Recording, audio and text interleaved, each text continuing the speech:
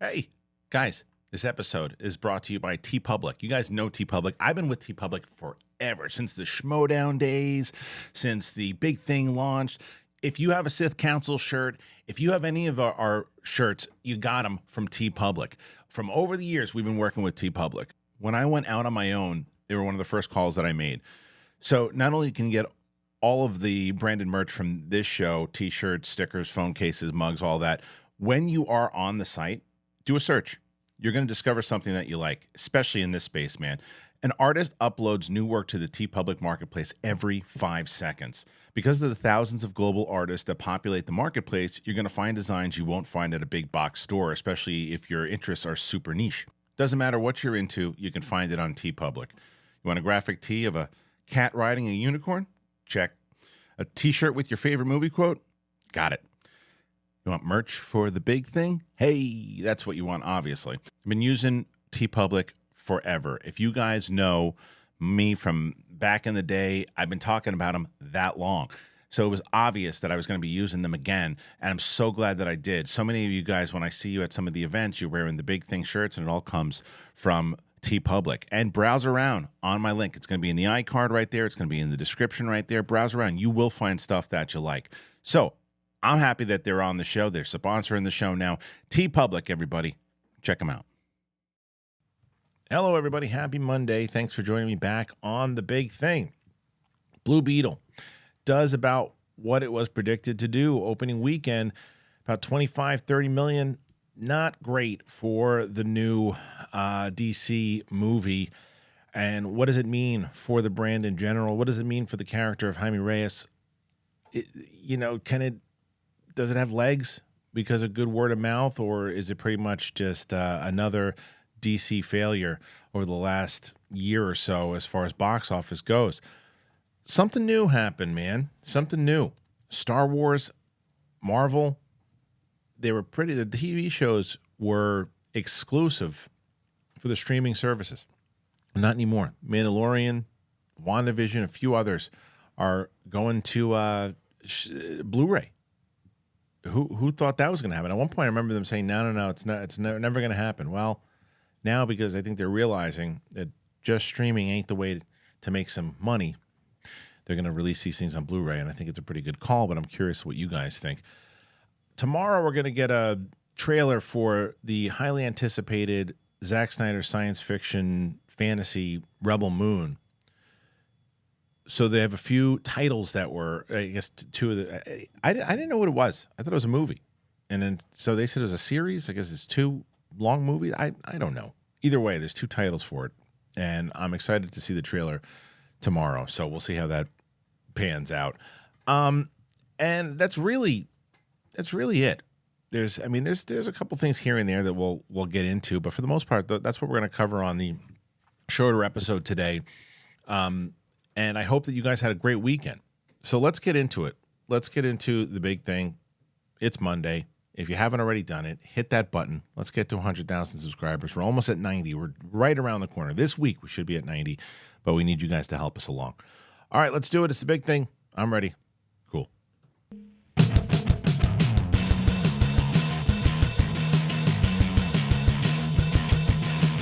Welcome back, ladies and gentlemen. It's the big thing, and it's Monday. Had a hurricane here in Los Angeles. Hurricane/earthquake here. And lucky enough, where I am, I didn't really get hit with either too badly. There was a lot of rain from where I was, but a lot of people got hit with some flooding. And I saw the footage from Ojai is where it really hit, the earthquake rather. Pretty devastating. It was like 5 points. I saw this video, which is pretty. I don't know the context of it, but from what I saw, this woman was doing something in her house or kitchen or whatever, and starts shaking and like badly, and she just runs right outside, which is great in theory. About 10 seconds after it hits, I assume her kid comes running out, like, what's going on? How about get the kid first, then run out? Like, unbelievable. I don't know the context of it, but that's what it looked like to me. I don't know if anybody else saw that video. Either way, I hope anybody who is watching in the Southern California region or listening, I hope you guys are safe. I hope everything is okay. It was pretty nuts. The fact that the first hurricane that I'd ever heard of in Southern California. Yeah, I'm living in Florida for all those years, and even in New York had gotten hit with them. But yeah, it was a lot of rain, and we got lucky. A lot of times, and a lot of people reached out because we've had flooding in the past with heavy rain here in the studio, and we made it out okay. Looking around, we made it out okay. So anyway, okay, let's get to some news, and I want to start with the box office. Blue Beetle. This is an article by Dark Horizons. Now, Blue Beetle has the near lowest DCEU start. Now, it might have finally knocked Barbie off the top of the box office, but the results for the DC Comics adaptation Blue Beetle must be leaving Warner's feeling a little blue. The film opened to an estimated 25.4 in North America and a further 18 million in 63 markets overseas for a global start of 43.4. That figure's domestic debut is behind earlier tracking estimates of between 28 to 32 million, and it gives it the second lowest opening of any film in the DCEU Snyderverse, ahead of only Wonder Woman 84, which was released simultaneously on HBO Max and the height of the wave of the pandemic. Greta Gerwig's Barbie came in second with 21.5 domestically and 26 overseas in its fifth. Domestically, it sits at 567.3 million, and its worldwide total stands at 1.2 billion. Oppenheimer was third place with 10.6 million, bringing its global to 718 million. The naughty canine comedy Strays looks to be put down as the film opened to just a fifth place debut with 8.3 million domestically, coming in behind Teenage Mutant Ninja Turtles in fourth place with 8.4. The Meg had 6.7 this weekend. The film doing box office overseas, which means the global stands at around 300 million. A24's Talk to Me was seventh with 45 million worldwide so far, 10 times its budget. Last Voyage of Demeter, I guess I said Detmer. Someone said because you can tell he doesn't care about that movie. Fact. Plunged 62% in its second weekend to a 2.5 million 3-day domestic haul in 10th place. And then Gran Turismo in the overseas did 22 by the weekend's end. Okay. The story obviously is the DC kind of debacle right now with box office. Because if you're James Gunn, you got to be wondering, what does this mean for Superman Legacy? You hope what it means is, okay, people just really want a clean slate. They really want some new movies. Superman is one of our most popular ones so far. It's a good one to lead with, and let's hope it changes the whole dynamic of what we're doing here. And we just kind of, everything else we shot these things already. We had to put them out. We did what we had to do. They're just not performing. We're overhyping them. We're doing this. We're doing everything that we can to try to get people in there, and we can't. And I saw, it was funny because today it was on Twitter, and someone was like, "Oh, I think because you interviewed Sholo, you might have gone soft on this movie." I was like, "No, I said exactly how I felt about it, and I stand by it." And to me, the movie is really charming when it deals with the family aspects. For the $120 million that they used, I thought that the effects were better, certainly better than the Flash's. I thought the stuff that some of the jokes worked, some of the stuff didn't work. Some of the jokes fell flat. Some of the jokes were kind of reaching a little bit. And then I think that the overall superhero plot was generic, seen it a million times, and sometimes played like Power Rangers. And I said that much in the review, and I say that again here. But I think that Sholo's super charming in it. I think that Bruna Marcanese is a star. And I look forward, hopefully, that this doesn't deter them from using Xolo or Jaime Reyes in the new DCU, because I think that the characters really played well. I think when they focused on them in the same way that I loved the stuff Ms. Marvel. I like the stuff with the family and the stuff that they did with the character stuff. It's the problem that a lot of these kind of comic book movies are having now, is that we've seen its origin stories specifically. We've seen so many of them now that it's hard to make them fresh. And there was just the other thing I said that I stand by is that I think that both Susan Sarandon and her henchmen were both generic villains that we've seen a million different times. So that stuff, yeah. But overall, do I think it was charming? It had very charming parts, and I think that it is a star turn for Sholo, absolutely. But nonetheless, people are, but the reaction that people are seeing it's got a pretty good audience score, and people are enjoying it that are seeing it. The problem is that not enough people are seeing it, and the question is why, right? So I think there's a lot of times that goes into, there's a lot of things that go into it when a movie doesn't do well off the top, and the first one is if they hear that it's not a good movie. If it's like, this is a terrible movie, I'm not going to see it, it's getting crapped on by everybody. Well, that's not the case, because it's not. There are some people that are seeing it and then they don't like it and they think it's generic. And if you go and you see it as a superhero movie and you think it's generic, I understand that. And I happen to agree with the superhero. And if you don't respond to the family dynamic, you don't respond to the character stuff, you're not going to like it. That's the best part of the movie, in my opinion. But I don't think that that's what's happening overall, because I think a lot of people are enjoying watching the film. And I think that the other problem, well, a lot of different problems, but one of the problems is you look at The Flash, right? And you look at, The Flash, you look at Black Adam, you look at Shazam, all three movies that didn't do well, Black Adam being the best, doing the best out of the three of them, and with a ridiculous budget of almost $300 million. So you look at those movies, what they all had, the Black Adam had The Rock, okay? Now, Zach Levi, not a major star, but he's recognizable more so than Sholo, right? And then The Flash had Michael Keaton. So that star power side of it, sure. Again, Black Adam, not a recognizable character, probably on par. Same with Blue Beetle. Maybe the only thing more in the favor of Black Adam is because it's got a connection to Shazam, which people do know. Shazam was coming off a recognizable character from a first movie. The Flash, recognizable character plus Batman and Michael Keaton and all that stuff too, and Supergirl.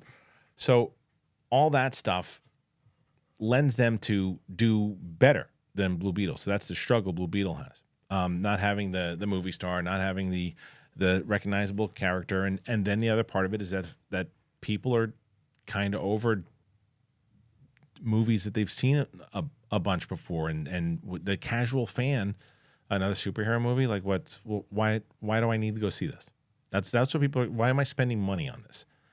That's what they're looking at. Now, I do think the $120 million budget gives them an opportunity to get closer to at least breaking even than the other ones do, if the word of mouth sticks. And there isn't a lot. The problem that The Flash had was The Flash came out in like June, where there was a lot of stuff that was still coming out. You had Mission Impossible still coming out. You had Indiana Jones coming out. You had Barbie and Oppenheimer and all these other movies coming out that it just got lost in the shuffle. There's not a lot out right now, minus Gran Turismo and a few other things that people want to go to the movies, and they were like, okay, is it decent? But I really, and I've talked about this on the show before when I was back in New York in June, and I had this conversation about The Flash, about why people didn't see it, and from people who are just like kind of casual fans, not like people that are connected into this space and pay attention to it a lot, and just people who like to go see movies and will see an ad or something too. My uncle and my best friends growing up both had the same answers. I'm just kind of over the superhero thing right now, unless it's like something I really need to see. And there's nothing really. What Marvel was doing so well was they connected it all together, and you was like watching an episode of a television show to find out what was happening next. I think that's kind of lost for them. And Guardians was a connection and an end of a trilogy. So I wonder, same thing, even Doctor Strange was a connection, because I was wrong last week. I thought that movie only hit like 500 or 600, but it hit almost $1 billion. But it was still a connection to the older regime, right? So what happens next with the Marvels, I think, is going to be a big indicator of how true this is, because the Marvels does still connect to the first regime, right? It does, with Captain Marvel connecting into the first movie made $1 billion, and then Captain Marvel was in both Infinity War. She was in Avengers Endgame, and then the question is, how does it play after this new phase has been fairly subpar? And it needs to be a big movie to get people to go, okay, well, maybe people are still invested, and not just. And Aquaman is another one, because Aquaman is really the last piece of the DCEU, and it's the last piece of saying, okay, well, these are all, because when James Gunn came in, they're like, well, we have all these movies we've shot, we have everything we got to get out there. What do we do? Like, well, let's just really let's pump it up. Let's do it. Let's get it out there. Let's hype these up. Let's make some money. Let's see what we can do. And that's why the door is open for. Remember, we talked about that in kind of great depth on Capes and Cal. The door is open for Gal Gadot, and that's probably what they told her, obviously, in the room too. The door is open for any of these characters to come back. When in reality, were they? Or it's kind of like if they could be completely honest, they would and say, well, let's see how they do. If you guys go out and support these things and they make $1 billion a piece, it'd be stupid for us to not have the door open to try to do more if you guys want to continue to see these characters in these roles. But it don't look that way, because every single time these movies come out, and these budgets are ridiculous. What was the other budget I just saw that I saw? I saw something and I was like, oh, the Strays hit whatever it was, $8 million over the weekend. That movie cost $45 million to make. That's insane. That's insane. Now, I know a lot of times you go, well, I thought you said $45 million isn't that much. It's not for something like a big budget studio film, but with dogs and voiceovers, I mean, that's a streaming movie. Now, there's a lot of people who like that movie a lot better than I did. I didn't think it was terrible. I just thought it was a movie that was, I feel like you would have seen it on Netflix. I got some laughs at it, but it's a lot of poop and dick humor. A lot of it. And they rely on it, sometimes too much, where I didn't think they need to. You know, it's like, and I say this, like, the writer and producer of the show, Dan Peralta, is the guy. If you guys, I don't know if you ever watched my thing that I did on Fandango when I was at the Oscars. Dan was like my partner in crime. And I root for Dan. I love Dan. But I just thought the movie itself was like, you know, it was cute, but it wasn't hilarious. It wasn't something, and it wasn't something when I left the theater. Although it was so weird. It was so weird. That place that I go to see the movie, I go all the time, and I've never seen a dog there. If I have, I haven't really paid attention to it, maybe once. I walked out of Strays, and people were walking dogs all over this mall. It was bizarre. All over the place. You look at watch the ad of the theater I did. You see at least 3 of them in the review. There were like 6, 7. Tons. I couldn't believe how many dogs there were out there. It was bizarre. It was really, really weird. Anyway, and the movie, when I was watching, I was like, it's cute. It's fine. That's not a bad movie.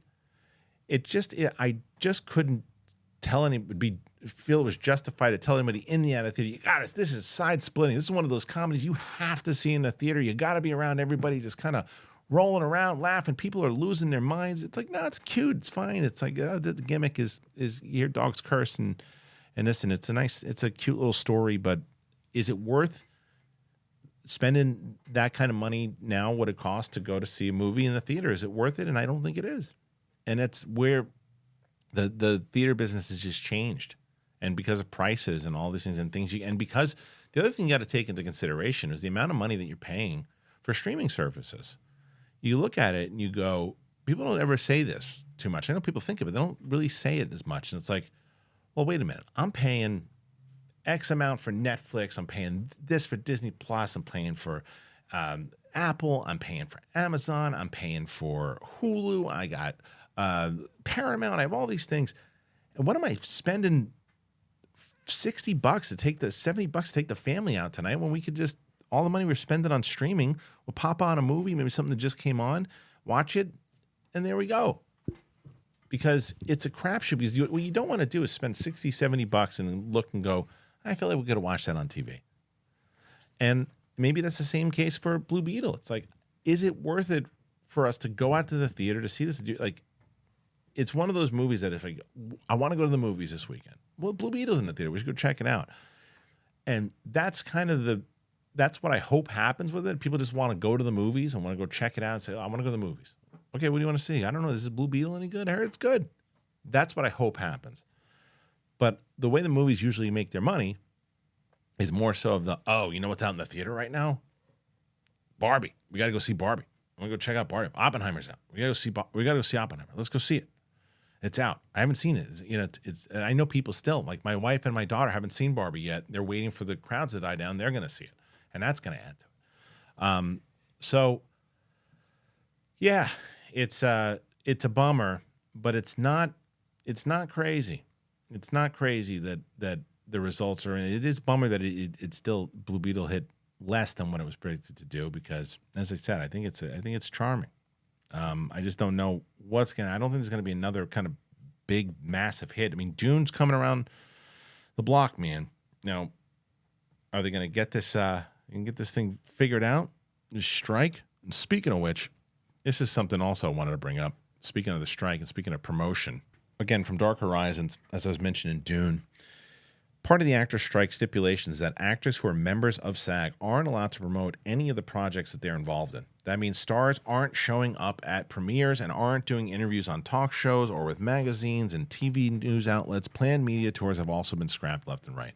It has often been asked whether it is having an actual impact on box office, and if so, by how much. Several studio sources have now quantified the figure enough to make an estimate in a story over The Hollywood Reporter. They suggest the movie's earnings at the box office could be hurt by as much as 15% due to the fall off in the talent-driven publicity. Specifically, the recent $43.1 million 5-day opening of Teenage Mutant Ninja Turtles Mutant Mayhem is believed to have taken a hit of $7 to $10 million because of the publicity restrictions placed on its cast and co-writer-producer Seth Rogen. Paul Dergarabedian, no chance I got that right, of ComScore is less certain of figures, telling the outlet, while the box office impact is difficult to quantify with mathematical certainty, there is no question that this time-honored tradition has value. I mean, if you look at Strays and Blue Beetle, that might also be possible, because I had mentioned this last week or the week prior, I don't remember.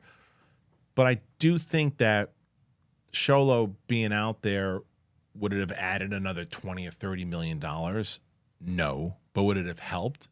Yes. George Lopez out there? Yes. It would have helped because it would have gotten more notice, and it also would have shown Sholo's personality more and got him out there more. I think it would have helped. Again, would have made it a major hit? Would it have put it, in the oh my God, Blue Beetle's crushing it? No, it wouldn't. Strays, I think, definitely would have benefited. I don't know if Jamie Foxx is well enough yet to be giving interviews and things too. I know he's given a few, but I think that maybe having him and Will Ferrell together would have been big. They probably gotten some moments out of it to, again, help. Would it have put it in the profit again? Probably not. Would it have done better than $8 million? I think yes, especially with the star power that's involved with it. And that's another reason why it probably cost as much as it did. I mean, they had a lot of people in that movie that they could have probably just gone with Will Ferrell and Jamie Foxx and just gotten other voice actors to do, unknown voice actors, and didn't have to pay the same kind of rates to bring the budget down a little bit. Unless they really thought that you were going to be able to do $30 million on opening weekend for that movie. It's just such a different time. It's just such a different time. You know what it is time for? It's time for a new mattress. This video is sponsored by HELIX Sleep. Their Labor Day sale is running now, and it's a great time to upgrade your mattress. You can get 25% off your purchase for a limited time if you check out the HELIX site for more details. I got a new mattress from HELIX, and I love it. When I had heard that HELIX was coming on board, or they were interested in it, I was like, well, my wife and I, we really do need a new mattress for our room. And we've had our old one for about 6 years or so, and it's like, yeah, let me check it out. It's really great. Premium mattresses customized to fit your needs, conveniently shipped right to your door. HELIX's sleep quiz, it matches you to the perfect mattress based on your body type and your sleep preferences. I need a nice, relaxing bed and nice and comfy and something good for my back. I sleep on my side. So I had all that stuff, and it let me know exactly what was right. The HELIX sleep mattresses are fiberglass free. They deliver the mattress right to your door, free shipping in the US, and it comes rolled up in a box, and it's really easy to set up. We got the HELIX Sunset Luxe. And already when I got it, I was like, oh man, put it on the bed, on the frame, and we laid down on it, and I was just like, oh, it's so soft and it's so comfortable. And what the hilarious thing is we let it air out, and we had my in-laws over, and I was outside, and I walk in, and my mother-in-law is just laying on the bed. This is so comfortable. It's amazing. And my kids want to like lay on it. It's super. It's just, you just kind of sink into it, and it's just so comfortable. All right, there is a Labor Day sale going on right now, August 21st to August 31st.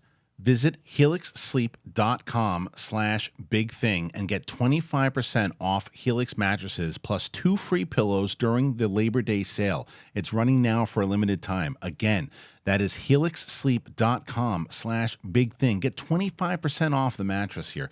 It's amazing. So go ahead and check it out. Thank you again to HELIX for being involved in the show. Very excited to have them for a sponsor. If you're looking for a new mattress and you've been looking for a new mattress, please consider them. I'm loving it. The picture you saw was from my place. That's my mattress. It's before we put the sheets on. That's after we put the sheets on. That's everything. I love it, and I'm very excited that they're on board. So please consider them, and not only will you be super satisfied, you'll also be helping out the show. So use the link in the description. Please go and check it out right now. All right, let me move on. All right, this was some news. The Star Wars and Marvel shows are getting 4K discs. Who saw this coming? And this is, again, Dark Horizons. In a major surprise announcement, the Walt Disney Company today has confirmed that a number of popular Marvel Studios and Lucasfilm series are coming to 4K UHD and Blu Ray. The first 2 seasons of The Mandalorian, the first season of Loki, and the entire Wandavision limited series are all making the jump to disc. They're the first Disney Plus original series to come to Blu Ray and 4K UHD physical media. The titles will come with collector's edition steelbook packaging, concept art cards, and never-before-seen bonus features, including deleted scenes, gag reels, featurettes, and more. If they are a success, it'll lead to Disney Plus doing more. It also marks a welcome change in attitude for Disney, which has shed away from physical 4K UHD releases in recent years. The studio also made headlines recently for giving up on physical disc releases in Australia after the third Guardians film. Loki Season 1 is coming September 26th, WandaVision is November 28th, and both seasons of The Mandalorian are December 12th. All 4 titles will be available to pre-order August 28th. This is very interesting, to say the least. And I think that make no mistake about it, it's also them going, all right, we're losing money in this streaming thing. Maybe it's not just about the subscribers, guys. Maybe we need to figure out how to make a little bit more cashish on these things. And this is how you do it. I mean, I always thought it was very, very bizarre that they wouldn't do it. I think, again, maybe because they would feel like, all right, this exclusive benefit you get if you want to access it, if you're at Disney Plus, you want to watch Mandalorian Season 1, Season 2, well, you can only watch it on Disney Plus. You can only check it out there on Disney Plus, and then you're like, okay, well, then I guess I got to get it. I guess the fear would be like, well, if we offer it on Blu Ray and we offer it on the disc, then why are people going to subscribe?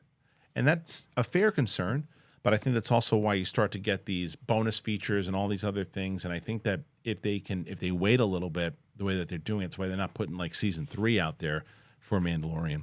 And you look and you go, okay, let's do this as an experiment. Let's see how they sell. I think this is going to be a successful experiment. I think people are going to want to own these things. I think that there's still, it's a reason why they're also licensing out other properties to other places, because the model of just keeping it exclusive is not working, obviously. They lost a lot of money. The amount of budgets that go into these things, they're going to need to put more money out there to make it work. So this makes sense to me. It makes a lot of sense to me, and I think these are the right titles to lead with. And I think having, especially for like Star Wars, the collectors in general, like I've got all the Star Wars Blu-rays, and I would love to have the Mandalorian series, and the other ones when they come out too. It's even I've got shitty movies on my shelf too. There's something about having physical media that I've always enjoyed, right? So I mean, I would be honest. I'd probably want to get the Boba Fett one. I didn't love that series, the Obi-Wan series, but I wouldn't mind having the bonus features and all that stuff as far as to add to my collection. I think it's a smart thing to do, and I think it also allows. There's something about it, like when you have the physical media. There's just like there's just so many options when you're browsing around the streaming that you can land on something else. Like I don't know if I'm gonna do that, but if you get the physical thing and you have it and you only like, let me pop this in there. Let's see what else they're offering. And you kind of browse through the menus and you see what the sounds like, and you mess around with the sound options and the bonus features and the commentaries. And it's like, it's weird that it's old school, but it still works. And I think that people were missing that physical media thing. And then especially if they decided one day, like, we're going to pull all these things now. We're only going to allow people to have it if they have this access or you have this access. Not that they've ever talked about doing this, but let's say sometimes like when Max has, all right, I've got this that's on there or Netflix until December or whatever it is, and then it's gone. Or HBO Max, well, we're putting these Batman titles and then they're gone. And I just want to own it. I don't have to worry about that. It's like I'm paying X amount of dollars a month, but I don't even know if it's going to be there. Now I know that's not the case for something like Mandalorian and their Disney Plus shows. They're going to be there, but I don't know. I think it makes sense. I'm very curious to hear what you guys think. Do you like this plan? Do you think it works? What say you? Very, very curious. Please let me know. Okay, I want to move on and talk about this Rebel Moon stuff. I'm getting more and more excited for Rebel Moon. All right, Snyder's Rebel Moon gets new titles. Again, Dark Horizons here, Garth Franklin. Ahead of the official first trailer premiere tomorrow at Gamescom, the official titles have been released for Zack Snyder's two-part sci-fi epic Rebel Moon. What's on Netflix has revealed the news, indicating the first installment is titled Rebel Moon Part 1, A Child of Fire, and that arrives on December 22nd, 2023. The second installment is reportedly expected to be titled Rebel Moon Part 2, The Scargiver, and is eyeing a 2024 release. Now, I saw these as two movies when I heard that, but then it says the series is set around a peaceful colony on the edge of the galaxy that is threatened by the armies of a tyrannical regent named Belisarius. The desperate civilians dispatch Cora, a young woman who has a mysterious past, to seek out warriors from nearby planets to help them challenge the regent. The cast includes Sophia Boutella as Cora, Ed Skrein as Admiral Atticus Noble, Charlie Hunnam as Kai, and this goes through the whole thing. Yada, yada, yada. Snyder directs from a screenplay he's co-writing with Shay Hatton and Kurt Johnstad. Both films were well into post-production by the time the strikes began, and the first isn't expected to be moved from its planned release. So it is movies. They said series. That threw me off at one point. I'm pumped for this one, man. I'm excited for it. I'm really excited for the trailer tomorrow because, as I mentioned last week when we were talking about, there was when the announcement came that Snyder was indeed releasing this trailer tomorrow. I had mentioned I love the idea of original science fiction fantasy, and I think that a lot of times what happens is when they try to do these movies, science fiction fantasies, and they're pitched as original ideas, the studios don't have the balls to do them because there's not an attached IP to it, so they get nervous and they won't do it, and they won't put that kind of money into it, and they won't give it a shot because it's not connected to something else that's familiar, and that's what always happens with like the people who take the risk. I mean, shit, the original Star Wars, right? But it always happens that way, and what Snyder is able to do is because he has a very recognizable name and because he's got such a dedicated fan base. That the studio is probably like, okay, this is based off of a Star Wars pitch. And first of all, second, let's look at the audience this guy has. Or he's kind of like he's a visionary in the way that he does things, and he puts a look at 300 and all these other movies that he's done. That this is kind of his first big thing after working in DC for so long. So what are we going to get here? Should we make this gamble? And I think it's the gamble. I think it's a good gamble to take. And this is interesting that the gamble is on Netflix, right? They have the money to do it, but like this would have been one that I would have loved to also seen on the big screen.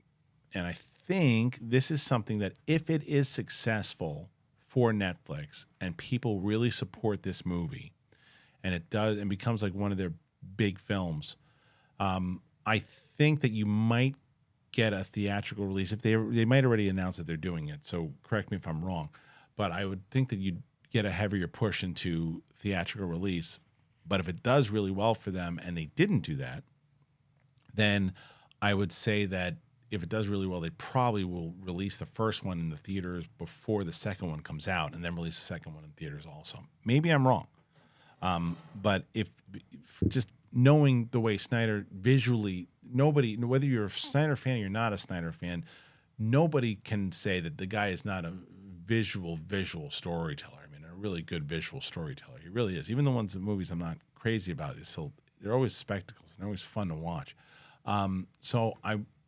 And science fiction fantasy, you're always going to get me with that.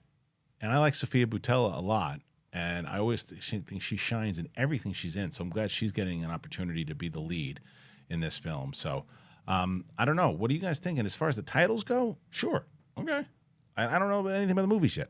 They could fit perfectly. They fit and go, like, I don't know, it might have been a better title, but I don't care. I want to see the trailer first. We're definitely going to be doing a trailer reaction for this tomorrow. And speaking of tomorrow, we're definitely also going to be doing the UAP show tomorrow with myself, Riley, and Roxy will all be in studio. So make sure you check that out. That'll be up tomorrow. Before we move on, I do want to tell you guys both about AG1 and NUTRAFOL. Let me tell you about them both right now. You guys are very familiar with AG1, and I'm glad that I am. I love AG1. They've changed my life, man. They really have. Our next partner is AG1. It's the daily foundational nutrition supplement that supports whole body health. I drink it every day. I wake up in the morning. I shake up a scoop in a bottle of water. And actually, I've been using this cup I got from the zoo. Don't ask me why, but that's what I've been doing normally. And I put it in this cup, and I shake it around. And I love my coffee. I'm not going to tell you that I don't love coffee, but I only take 1 cup of coffee now. I only need 1 cup because AG1 is my sleep quality is better. Just everything about them. I feel like my immune system is better now. It's like there's so much better. I just feel overall, I feel so much more healthy. I've been in a better mood since I've been taking AG1. I really have, and I love it. It's so good because I can't do it's hard for me to do the supplemental routine. It comes with a whole bunch of different products, and it's just, I don't know. It's just easier for me to do it all with one shot. And since I've been drinking AG1, I've known just a lot of mental clarity. My digestion is easier. I'm focusing a lot better. So for me, I don't understand why people would want to take a bunch of different things where you can just take 1 scoop, put it in powder, shake it up once a day, boom. Because AG1 was designed with ease in mind so you can live healthier and better without having to complicate your routine. It's the best. I am so excited, and I'm so glad they're with us. They've been with us for so long, and I had someone over the weekend ask me, hey, I want to support the show. I want to try AG1. You think I'll enjoy it? I said, yes, you will enjoy it for sure. And one of the things I really like about it too is that it tastes good.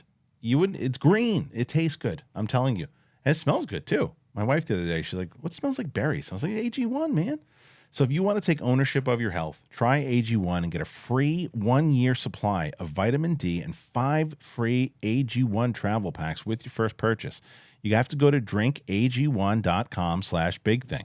drinkag1.com/bigthing. Check it out. You'll thank me later. Don't be embarrassed. Don't do it. Listen, did you know that 80% of men will experience hair thinning in their lifetime? It's normal, guys. But it doesn't have to be your fate. You can get ahead of thinning with NUTRAFOL. NUTRAFOL is the #1 dermatologist recommended hair growth supplement clinically shown to improve your hair growth, visible thickness, and visible scalp coverage. NUTRAFOL's hair growth supplements use physician-formulated, natural, science-backed ingredients. Their drug-free, patented technology provides consistent, reliable results without compromising your sexual health. Go to NUTRAFOL.com/men to take their hair wealth wellness quiz. Identify causes of your thinning hair, and NUTRAFOL will give you a personalized plan for better hair health through whole body wellness. It works. In a clinical study, 84% of men showed improvement in their hair after 6 months taking NUTRAFOL men's hair growth supplements. Everybody feels this way as you're getting older. You're like, oh man, am I the only one? Why is this happening to me? This and that. We're in an age now where you can get it helped. You can get it fixed. Take the first step. to visibly thicker, healthier hair.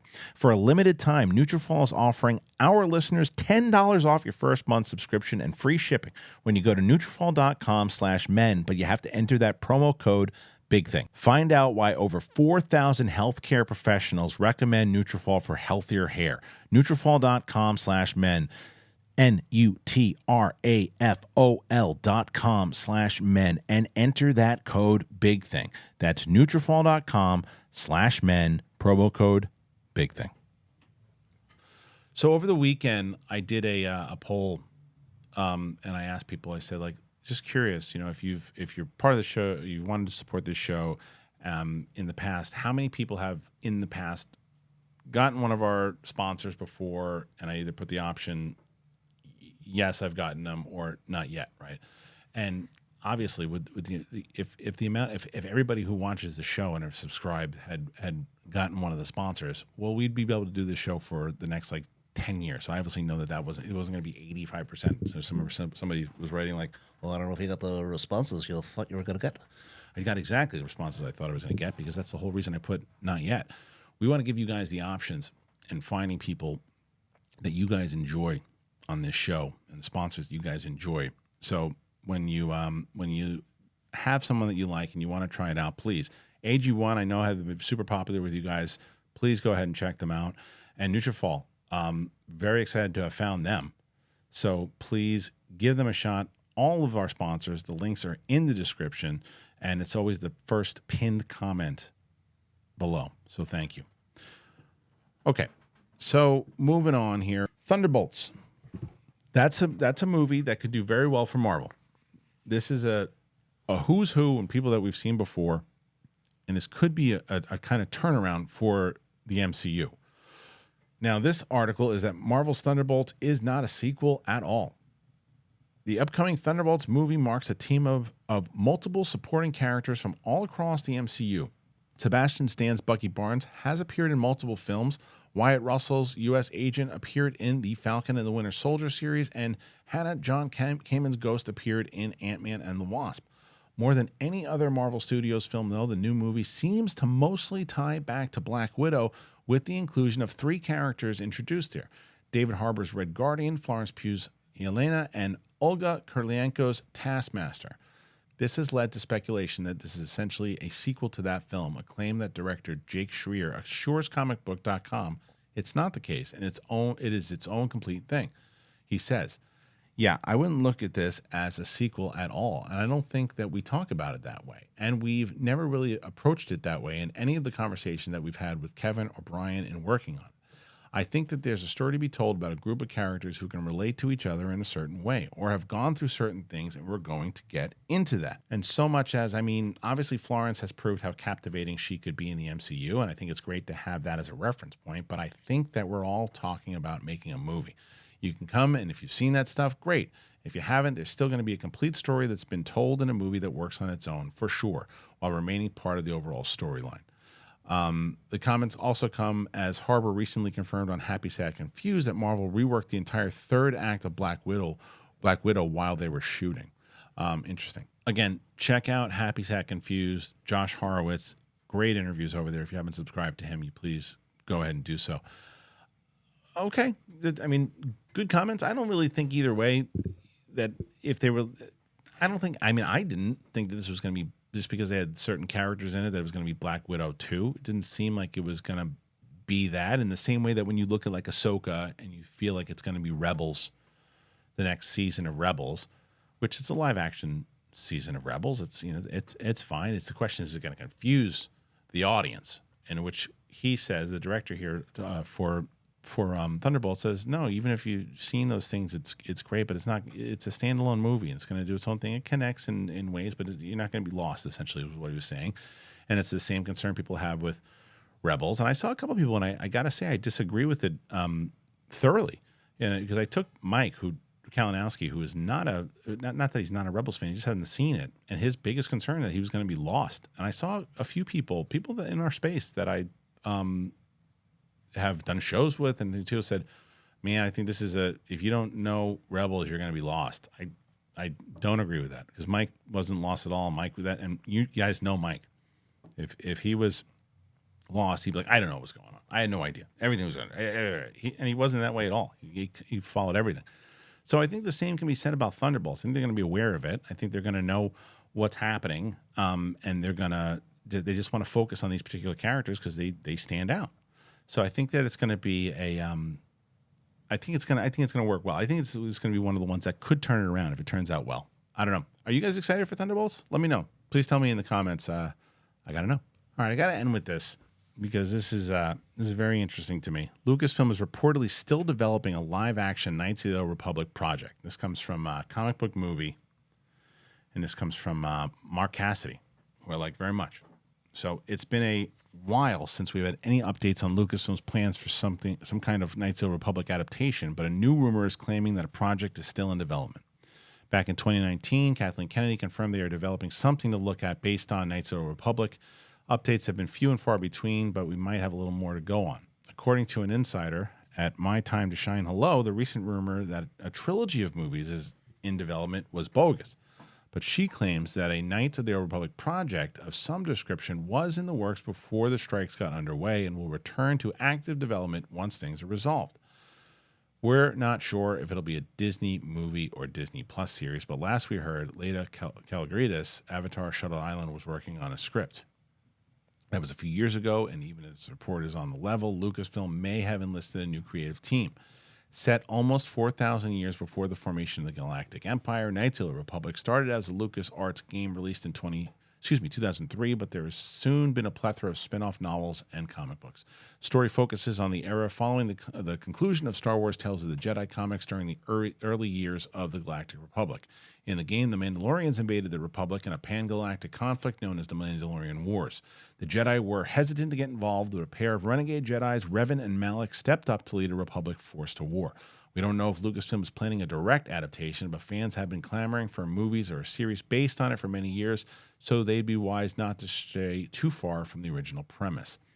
Well, you guys know from me, and I've said this many times over, it's my favorite story outside of Empire Strikes Back for Star Wars.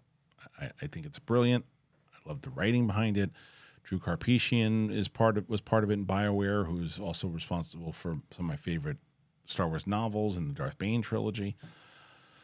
So I would love to see this. The question is, it's got to have the right team. And my thoughts that I'd always love to see to spark the Old Republic in general would essentially be what this report is, right?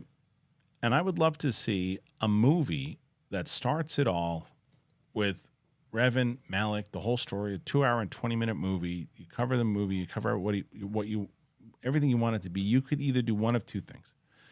You could either complete the entire story, if you wanted to, within the 2.5 hours, and then spawn the Old Republic through TV series and other things, and just conclude the Knights of the Republic there. Or you can get to a certain part in the movie that it's kind of a big build-up or whatever it's going to be, and that's the end of the movie, and then you can continue and make a Knights of the Republic series on Disney Plus. And I think that you can kind of construct it the way that Rome, the show Rome, was supposed to go, right? I think what would be amazing if you did this 2-hour, 20-minute movie, or even if you did 2 movies, whatever it was, you ended it, and then the Old Republic starts to have shows and the time period starts to live on Disney Plus. And then you eventually get to a place where you could adapt the Darth Bane books and the way that those trilogy of books, you have the material. This is one of the things that's always been so baffling to me. You have well-written material that you can just adapt. And there's the hardcore fans that have read these books and played these games in the same way that The Last of Us had its hardcore fans. You adapt it. Don't go too far outside of the realm of what these stories were, because that's when you're gonna lose people. And it's also, don't get into this silly thought of it's inside baseball and only the hardcore fans will enjoy it. There's a reason that the hardcore fans enjoyed it, not just because of deep pull Star Wars stuff. It's because it had good emotional core storylines, and it had emotion, and you had a good feel while you were playing it, and you responded to the characters, and you had time to marinate with them, and all these things. And it was a good It was good story lore. Stick with that. Adapt that stuff, and I hope that they develop it. I hope that they do it right. Will it ever see the light of day? I think the answer is yes. Now, when? Who knows? We'll cover this more on Wednesday's show with myself and Mike after we talk about Ahsoka, obviously. But yeah, who knows? Because the question is this. Right now, there's rumors that Mandalorian Season 4 is going to be a movie. Let's say hypothetically that's true. So the Rey movie is supposed to come out in May of 2025, right? So May of 2020 or 2026, May of 2026. And then let's say hypothetically the Mandalorian movie comes out in December of 2026, then pushing that Filoni back to 2027. And then the Mangold movie is supposed to come out in the end of 2027. So you wouldn't get this freaking movie anyway until like 2028, 2029 anyway. So there's no business and no reason to even talk about it right now, like that it's going to happen. That's why it's going to be in active development when they come back from their strike. Now, the only other way that it could potentially come back earlier is if they do something on Disney Plus. Now, the other thing I would like to see on Disney Plus start to happen for whether it's Marvel or Star Wars. Now, I know Marvel did this for the werewolf one, but I would love to see a just standalone movie on Disney Plus, like a movie just made for Disney Plus. And maybe they do that for Mandalorian. Maybe that's where that happens. Maybe the Mandalorian Season 4 is a film, and it just lands on Disney Plus. Maybe it's made specifically for Disney Plus, and that's how they get around bumping up the other movies. But I'd love to see something like, even if like maybe the Obi-Wan Season 2 isn't a Season 2. Maybe it's a standalone movie that they do with you, and maybe the Knights of the Republic thing is a standalone movie they do on Disney Plus instead. And it's similar to what like Netflix does. And then with this new model that they have with what they're doing for Mandalorian and WandaVision, you put the movies out if they're you put them on Blu Ray and all that, and you try to make the money that way on the model. Just a thought. What do you guys think? Crazy? Possible? Go ahead and leave your comments on any one of these stories today. Please, please, please, and thank you. Very, very helpful when you do that. And it's also helpful, once again, if you're able to, any one of our sponsors here today, I put all the descriptions, links in the descriptions, and I put the linked comment. It helps out the show tremendously. It keeps us going. It's what allows us. You support the show when you do that. We don't really do super chats on this show and all those things. So if you're able to, and you have the means to, and if you find something for you, please consider it. All right, guys, thanks again. And if you're brand new to the channel, you've never been here before, hit that button, baby. Subscribe. We're almost at 90,000. Hope you can help us out. See you soon, and we'll see you tomorrow, UAP Tuesdays, with me and Roxy Stryer and Riley. And then we're back on Wednesday with Mike Kalinowski and myself talking Ahsoka. All right, guys, thanks. Peace.